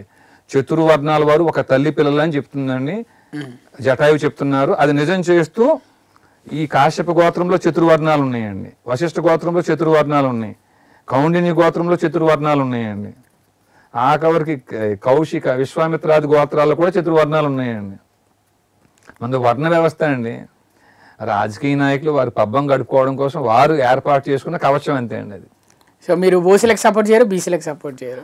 లేదండి. ఎవరు పేదవారు, ఎవరు ఆర్థికంగా చదువుకోవడం కోసం ఇబ్బంది, ఎవరికి ఉపాధి కూడా దొరకని స్థితిలో ఉన్నారు, వారికి సహాయం చేయాలి. వారికి ఏదైనా రిజర్వేషన్లు పెట్టండి. వారికి ఆర్థికంగా వెనకబడిన వారికి ఇంకేదైనా కుల వివక్ష పేరుతో అంటారండి. ఆ వృత్తిని బట్టి ఎవరిని అలా కించపరిస్తే కఠినంగా వారి మీద చట్టాలు అమలుపరచండి వారిపైన. మరి పేరులో రెడ్డి ఎందుకు పెట్టుకున్నారు? తీసేసుకోవచ్చు. మరి నేను శూద్రుని చెప్పాలి కదా ఇప్పుడు నేను. అంటే రెడ్డిలంతా శూద్రులేనా? రెడ్డి, కమ్మ, కాపు, మాల, మాదిగ, కమ్మరి, కుమ్మరి, చాకలి, మేము అందరూ శూద్రులం. ఇప్పుడు నా పేరులో రెడ్డి లేదనుకోండి, ఇప్పుడు బ్రాహ్మణుడా అనుకునే ప్రమాదం ఉందండి కదా. ఇప్పుడు నేనే శూద్రుని అని చెప్పాను అనుకోండి, మిగతా రెడ్డిలకి బాధ ఉండదు కదమ్మా. రెడ్డి శూద్రుడు ఆడే చెప్తున్నాడు. సో మనం శూద్రులు అంటే బాధ ఏముంది అని కమ్మలో, కాపులు, మాల, మాదిగా, కమ్మరి, కుమ్మరుడు అనుకోవచ్చు కదా. కొందరు రెడ్డి కులంలో పుట్టకపోయినా పేరు చివరిలో రెడ్డి అని పెట్టుకుంటారంట, నిజమేనా? అంటే యాక్చువల్గా రెడ్డి కానీ కమ్మ కానీ కాపు కానీ ఇవి టైటిల్స్ అండి, ఇవి కులాలు కాదండి, ఇవన్నీ వృత్తులండి, టైటిల్స్ అండి. అలాగే కమ్మరి కుమ్మరి మాల మాదిగ చాకలి ఇవన్నీ కూడా వృత్తులండి, ఇవన్నీ అవి ఏవి కులాలు కాదు. వీళ్ళందరూ శూద్రులే. ఒకవేళ వీళ్ళందరిలో ఎవరిలైనా సరే శౌర్యం, తేజస్సు, దృఢ నిశ్చయం, ఇంద్రియ నిగ్రహం, యుద్ధంలో వెనకడుగు వేయని లక్షణం, నాయకత్వ లక్షణాలు, దానగుణం ఎవరిలో ఉంటే వారు మళ్ళీ క్షత్రియులు. ఎవరు కృషి గోరక్ష వాణిజ్యం వైశ్య కర్మ స్వభావం ఎవరు ఆ వృత్తి చేస్తే వారు వైశ్యులు. ఇది ఎవరు ఇలా అలా దీన్ని నిర్ణయించారు మీరు చెప్పినట్టు? ఇది భగవద్గీతలో చెప్పబడి ఉందండి. మీకు విదేశాలు ఉన్నాయనుకోండి, వేరే ఫారిన్ కంట్రీస్ లో ఉన్నాక అక్కడ కూడా వర్ణ వ్యవస్థ ఉందండి. అంటే అక్కడ ఆ పేరు పెట్టుండకపోవచ్చామంతే. ఒకటి పాలక వర్గం అండి, వారు క్షత్రియులండి. మంత్రి వర్గం బ్రాహ్మణ ఉన్నారండి, అంటే ఆ సలహా, ఆ నాలెడ్జ్, ఆ జ్ఞానం విజ్ఞానం ఉన్నవారండి. వర్తకం, వ్యాపారం, వ్యవసాయం ఇవన్నీ చేసేవారు అందరూ వైశ్యులై ఉన్నారండి. ఇంకా పని చేసేవారు ఉన్నారు కదా, వాళ్ళందరూ శూద్రులై ఉన్నారండి. యాక్చువల్గా వైశ్యులు అంటేనే కృషి గోరక్ష వాణిజ్యం. మన ప్రకారంగా వైశ్యులు ఎవరంటే ఈ కృషి అంటే వ్యవసాయం, గోరక్షణ, వాణిజ్యం, వ్యాపారం ఇవి ఎవరు చేస్తే వారు వైశ్యులు.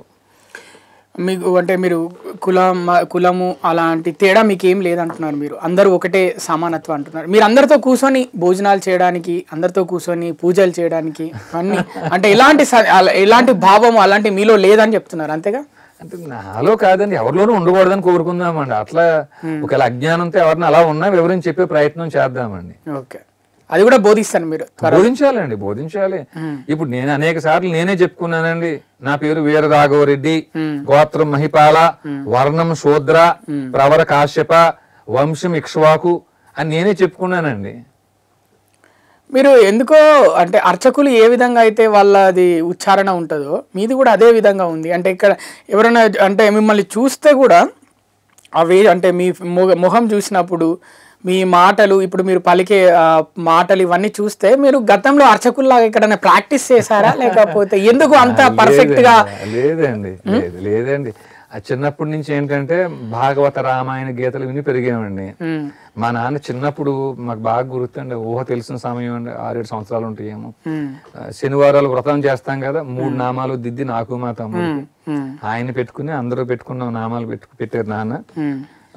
వెంకటేశ్వర స్వామికి దండం పెట్టమని అని ఆయనే రా మన అందరికీ తాత అన్నాడు మా నాన్న. వెంకటేశ్వర స్వామిని చూపించి మన అందరికీ తాత అన్నాడు ఆయన. ఇదేంటి మా తాత కొవ్వూరు పెదవీరెడ్డి కదా మా తాతగారు, అందరికీ తాతని వెంకటేశ్వర స్వామిని చూపిస్తాడేంటి అంటే మా తాత కూడా ఆయనే తాత. సో మా నాన్న అంటే చదువుకోలేదు, మా నాన్నగారు వేలు ముద్ర. కానీ మరి అన్ని చదువులు చదువుకుని అన్నమయ్య ఏం చెప్తున్నాడండి? ఏ వేల్పు పాదయుగమిలయునాకాశంబు, ఏ వేల్పు పాదకేశాంతంబనంతంబు, ఏ వేల్పు నిశ్వాసమీ మహామారుతము, ఏ వేల్పు నిజదాసులి పుణ్యులు, ఏ వేల్పు సర్వేశుడే వేల్పు పరమేశుడే వేల్పు భువనైక హిత మనోభావకుడు, ఏ వేల్పు కడు సూక్ష్మమే వేల్పు కడుగణము, ఆ వేల్పు తిరువెంకటాద్రి విభుడు. నిత్యాత్ముడయ్యుండి నిత్యుడై వెలుగొందు, సత్యాత్ముడయ్యుండి సత్యమై తానుండు, ప్రత్యక్షమయ్యుండి బ్రహ్మమయ్యుండు, ప్రత్యక్షమయ్యుండి బ్రహ్మమయ్యుండు, సంస్తుత్యుడి తిరువెంకటాద్రి విభుడు, సంస్తుత్యుడి తిరువెంకటాద్రి విభుడు. ఏం చదువుకోని మా నాన్న చెప్పింది, అన్ని చదువులు చదివిన అన్నమయ్య చెప్పింది రెండు ఒకటేనండి. కాబట్టి చిన్నప్పటి నుంచి ఆ వాతావరణంలో ఉన్నాం కాబట్టి ఏమన్నా కొంచెం అలవాటు ఏమన్నా అంటే అవి వినున్నాం కాబట్టి ఆ పదాలు మీకు అలా అనిపిస్తుందేమో. ఉత్తర భారతదేశం వారు, దక్షిణ భారతదేశం వారు దేవుళ్ళ పేర్లతోటి విడిపోయారని భావిస్తున్నారా మీరు? సహజంగా ఒకటి చెప్తున్నారండి, ఇది ఆర్యులు ద్రవిడులు అనే సిద్ధాంతం ఒకటి తీసుకొస్తున్నారండి. ఇది ఎంత తప్పు అంటే అండి, రాముడు ఇక్కడ వాడు కాదు, రాముడు ఎక్కడి నుంచో ఈ దేశానికి వలస వచ్చాడు. ఆయన ఈ దేశీయుడు కాదు, ఆయన ఉత్తర భారతదేశానికి ఆ ఇక్ష్వాకువులు అందరూ వలస వచ్చి క్రమేపీ ఈ ఆర్యులు అంటే బ్రాహ్మణులు, క్షత్రియులు, వైశ్యులు ఈ 3 వర్ణాల వారు ఎక్కడుండేటి వాళ్ళని శూద్రుల్ని మీద అజమాయిషి చలాయించడం కోసం, పెత్తనం చలాయించడం కోసం మీరు శూద్రులు మమ్మల్ని పూజించాలని వారు పెత్తనం చలాయించి మమ్మల్ని తక్కువ చూపు చూశారు అని కొంతమంది, అంటే వారు ఎవరో ప్రత్యేకంగా వాదన తీసుకొచ్చి ద్రావిడ ఆర్యన్ సిద్ధాంతం తీసుకొచ్చారండి. ఇది ఎంత అబద్ధం అంటే ఇక్ష్వాకు 16 అణాలు ఆంధ్రుడండి. ఈ భూమి ఇక్ష్వాకు వంశీయులని రాముడు అన్నా, అయోధ్యకి మొట్టమొదటి చక్రవర్తి ఇక్ష్వాకు అని వాల్మీకి రామాయణం చెప్పిన, ఇక్ష్వాకు తండ్రి మనువు, మనువు తండ్రి సూర్యుడు, సూర్యుడి తండ్రి కశ్యపుడు, కశ్యపుడు తండ్రి మరీచి, ఆ మరీచి పుట్టిన తిరుపతి దగ్గర నాగులాపురం అండి అయ్యా. కాబట్టి ఆ అయోధ్య నేలని ఇక్ష్వాకు వంశీయుల మూలాలన్నీ కూడా తిరుపతి దగ్గర ఉన్న నాగులాపురంలో ఉన్నాయండి. అంటే అందరూ తిరుపతి దగ్గర నాగులాపురం నుంచి బ్రహ్మ సృష్టి మొదలుపెట్టిన తర్వాత అక్కడి నుంచే కుశవంశీయులు, అక్కడి నుంచే ఇక్ష్వాకు వంశీయులు, అక్కడి నుంచే భృగు వంశీయులు, అక్కడి నుంచి అంగీరస్ పరంపర వారు, అక్కడి నుంచే భరత వంశీయులు, అక్కడి నుంచే స్ప్రెడ్ అయ్యారు ప్రపంచం భూమి వ్యాప్తంగా. సో కాబట్టి మొత్తం భూమికి అంతటికి మూల కేంద్రం తిరుపతి అయి ఉందండి. సహజంగానే మనకి ఈ మూలం తెలియక ఉత్తరం దక్షిణం విభజించేయమండి. మొత్తం సృష్టి అంతటికి మూలం ఎక్కడ ఉందండి? తిరుపతి. తిరుపతి అంటే బ్రహ్మ సృష్టి మొదలుపెట్టిన ప్రదేశము తిరుపతి దగ్గర నాగులాపురం అండి. శ్రీ వెంకటేశ సుప్రకాశ సర్వోన్నత సజ్జన మానస నికేతన కనకాంబరధరల సన్మకుట కుండల విరాజిత హరే అనుచుని పొగడగ త్యాగరాజగేయుడు మానవేంద్రుడైన రామచంద్రుడు. ఆ తిరుపతి యొక్క మహత్యాన్ని త్యాగరాజు చెప్పిన, అన్నమయ్య చెప్పిన అంత మహత్యం ఉందండి ఆ తిరుపతికి. మీకు అందుకే చూడండి, రాముడు పుట్టింది అయోధ్య అని చెప్తామండి. శ్రీ మహావిష్ణు అవతారాల్లో రాముడు అవతారం 7వ అవతారం చెప్తున్నారండి. 8వ అవతారం శ్రీకృష్ణుడు మధురలో పుట్టాడు అంటారండి. ఆ మిగతా అవతారాలన్నీ కూడా ఆంధ్రప్రదేశ్లో ఉన్నాయండి. మొదటి అవతారం మత్స్య అవతారం తిరుపతి దగ్గర నాగులాపురం, 2వ అవతారం కూర్మ అవతారం మన అంతర్వేది అండి.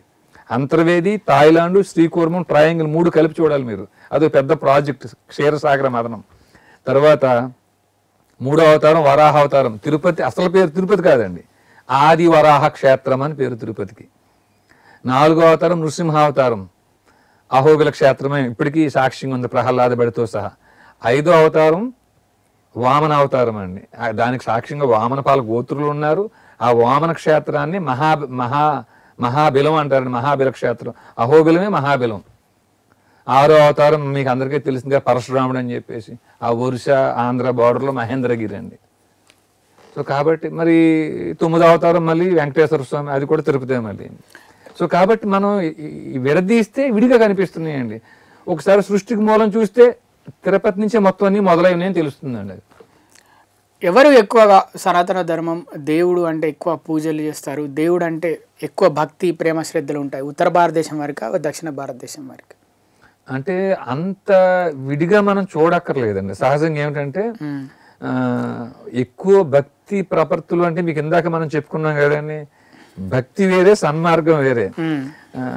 ఏమండి గుడికి శ్రీరామనవమి వచ్చింది, గుడికి వెళ్ళాం, దండం పెట్టుకున్నాం మనం, నాకు ఇంకొక 10 ఎకరాల పొలం కొనుక్కోవాలి, ఇంకా 4 బిల్డింగ్లు కట్టాలి, ఇంకా నాకు ఏమైనా ప్రమోషన్లు పెరగాలి, నెక్స్ట్ అమెరికా వెళ్ళిపోవాలి, నా పిల్లలకి MBBS లేకపోతే IPS IAS లేకపోతే మంత్రి పదవులు, రకరకాల కోరికలతో సతమతం అయిపోతూ ఆ వెళ్ళి దాన్నే భక్తి అనుకుంటే మాత్రం అక్కడైనా పొరపాటు, ఇక్కడైనా పొరపాటు అండి. అది ఉత్తర భారతదేశంలో చేసినా ఇక్కడ చేసినా పొరపాటు అండి. అసలు భక్తి అంటే ఏంటిది? ఏమండి భక్తి అంటే ఏంటి? సన్మార్గమై ఉండాలండి. భక్తి అంటే సన్మార్గమై ఉండాలి.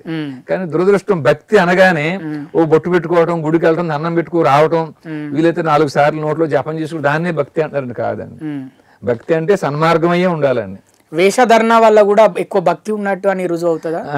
సహజంగా అలా ఉందండి. కొంచెం గట్టిగా ఏదన్నా ఆ వేషం వేసుకుని ఉండగానే పక్కన వెళ్ళి మనం వెళ్ళి చటుకుని వెళ్ళి కాళ్ళు మొక్కటం, లేకపోతే కొంచెం గౌరవించడం చేస్తుంటామండి. నాకు ఒక ముష్టి ఆయన పరిచయం అయ్యారు ఇప్పుడు చిన్నప్పుడే, నాకు సుమారు 6-7 సంవత్సరాల వయసులో పరిచయం అండి. చక్కగా ఒక వస్త్రం కప్పుకుంటాడండి, చేతిలో కర్ర ఉంటుంది, ఏదో చిన్న భిక్ష పాత్ర ఉంటుందండి, ఈ కిందది ఏదో కొంచెం వస్త్రం కట్టుకుని ఉంటాడు, ఇంత గడ్డం ఉంటుంది ఆయనకి, ఏమి వేషం ఏమి ఉండదండి. మెల్లో స్వరార్థం మాల ఒకటి ఉంటుందండి, హరిగుణ మణిమయ స్వరములు గళమున శోభిల్లు భక్త కోడులిలలో. ఆయన మెల్లో మాత్రం ఆ స్వరార్థం మాల ధరించి తిరుగుతుంటాడండి. ఆయన దగ్గర ఏ వేషధారణ ఉండదండి. ఆయన దగ్గర ఎప్పుడు నిరంతరం రామనామ జపంతో రమించిపోతూ ఉంటాడండి. ఆయన ఉండేది శ్మశానంలో. మళ్ళీ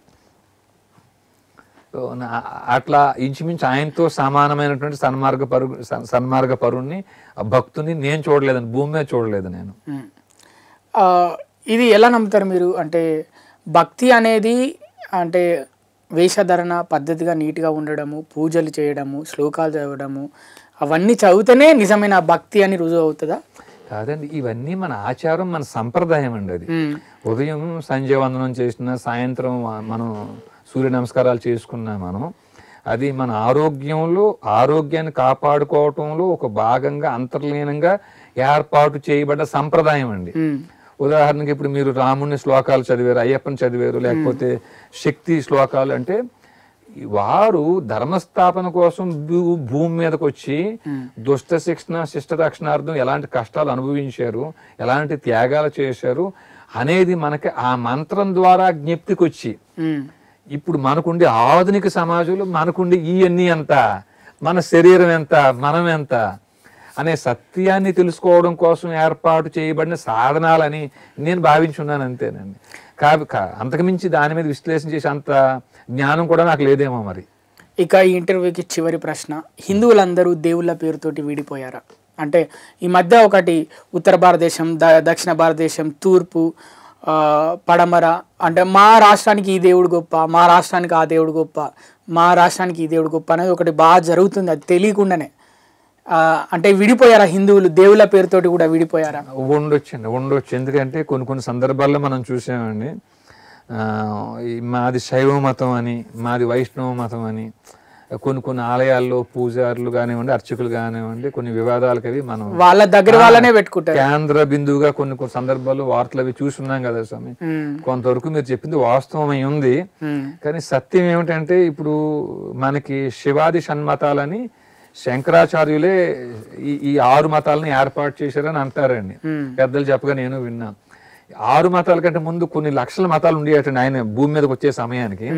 ఎలా అంటే, మా ముత్తాత గారు ఏదో ఘనకార్యం చేశారు, ఆయన కూడా దైవం సముద్రుడు, నేను మతం ఏర్పాటు చేసుకోవటం, లేకపోతే మా పెద్దనాన్నగారు ఇంకొక ఆయన మతం, ఇంకా వాళ్ళ తాతగారు ఆయన మతం, ఇట్లా ఎవరి మటుకు వారు మతం పెట్టుకున్నారండి. ఎవరి మటుకు వారే పీఠాలు పెట్టేసుకున్నారండి. ఎలా అంటే, సతీదేవి చిట్టినవేలు గోరు ఇక్కడ పడిందని, కుడి చేతి గోరు ఇక్కడ పడిందని, బొట్టనవేలు గోరు ఇక్కడ పడిందని, లేకపోతే తల వెంట్రుక ఇక్కడ పడిందని, ఇవన్నీ శక్తి పీఠాలని కొన్ని వేల పీఠాలు చేశారండి. అప్పుడు ఆయన వచ్చినప్పుడు ఏం చేశారంటే, అన్ని పీఠాలు లేవు నాయన, శక్తి పీఠాలు 18 అని చెప్పి ఆ 18ని శ్లోకస్థం చేశారండి ఆయన.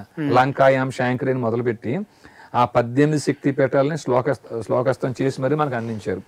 అలాగే ఇన్ని మతాలు కాదు నాయన, షణ్మతాలు, 6 మతాలు, శివాది షణ్మతాలు అంటే ఆయన అన్నాడండి. ఆయన శైవం, వైష్ణవం, గణాధిపత్యం, కుమారం, శాక్తేయం, శౌర్యమతం అని చెప్పేసి 6 మతాలు అనేది చెప్పుకొచ్చారు, పెద్ద ఆయన చెప్పుకొచ్చారు ఆయన. ఈ 6 మతాల మర్మం ఏమిటి? భాగవత రామాయణ గీతాది శృతి శాస్త్ర పురాణపు మర్మములన్. 6 మతాల సారం ఏమై ఉందండి? ధర్మస్థాపనే. మీరు శివుని తీసుకున్నా, విష్ణువుని తీసుకున్నా, కుమారస్వామిని తీసుకున్నా, వినాయకుడిని తీసుకున్నా, గణపతిని తీసుకున్నా, లేకపోతే సూర్యుడిని అంటే కశ్యపుడు కొడుకు సూర్యుని తీసుకున్నా, మనువు తండ్రి సూర్యుని తీసుకున్నా, వీళ్ళందరూ చేసిన ధర్మస్థాపనే చేశారు. వారు ధర్మస్థాపన కోసం అనేక త్యాగాలకు ఓర్చుకుని, త్యాగాలు చేసి ఈ భూమి మీద శరీరాన్ని తీసుకుని, వారు శరీరాన్ని ధరించి ఆ త్యాగాలు తర్వాత ఎన్నో ముళ్ళును కూడా పూలబాట కింద ఎలా దాటి వెళ్ళారు వాళ్ళు. రాముడి మార్గం, శివుడి మార్గం, దుర్గమ్మ మార్గం, వినాయకుడి మార్గం, అయ్యప్ప మార్గం, ఈ మార్గాలన్నీ కూడా మనకు ధర్మాన్ని బోధిస్తే, ధర్మం కోసం బ్రతకమని, ధర్మం కోసం జీవించమని, ధర్మం కోసమే చావమని, ధర్మం కోసమే చంపమని ఈ మతాలన్నీ బోధిస్తున్నాయి. సత్యం తెలుసుకోండి అని చెప్పేసి ఆ పెద్ద ఆయన మనకి ఇదంతా వ్యవస్థీకరించి పెట్టున్నాడండి ఆయన. ఇది ఒక్కటి మానేసి ఇంక మనం మీ దేవుడు మా దేవుడు కొట్టుకోవడం వల్ల, మా దేవుడే గొప్ప అని చేసుకోవడం వల్ల అది కొంచెం ఏమంటారు అవగాహన లేక, ఒకటి స్వతహాగానే పుట్టుకతోనే మూర్ఖత్వం, పూర్వజన అభ్యాసం పోక, దుష్టుడు దుర్యోధనుడు ఇప్పుడు జన్మించినా అతనికి పూర్వజన అభ్యాసం పోదు కదండి. అట్లానే వారి మార్గాల్లో సత్యం వైపు మరి వచ్చేటి వారు కూడా వస్తారనుకోండి, కొంచెం సమయం పట్టొచ్చేమంతే. ధన్యవాదాలు వీర రాఘవరెడ్డి గారు. మా పురా లోకల్ స్టూడియోకి వచ్చి ఎన్నో విలువైన సూచనలు కూడా చేశారు ధర్మస్థాపన గురించి. సన్మార్గం అంటే అసలైన భక్తి అంటేనే సన్మార్గం అని అందరికీ అర్థమయ్యేలా మాకు, అలాగే వినే వాళ్ళందరికీ చాలా చక్కగా చెప్పినందుకు ధన్యవాదాలు. మా పురా లోకల్ స్టూడియోకి వచ్చినందుకు కూడా ధన్యవాదాలు. కృతజ్ఞతలండి. ఈ అవకాశం ఇచ్చిన తమరికి, యాజమాన్యానికి మనస్ఫూర్తిగా ధన్యవాదాలు స్వామి.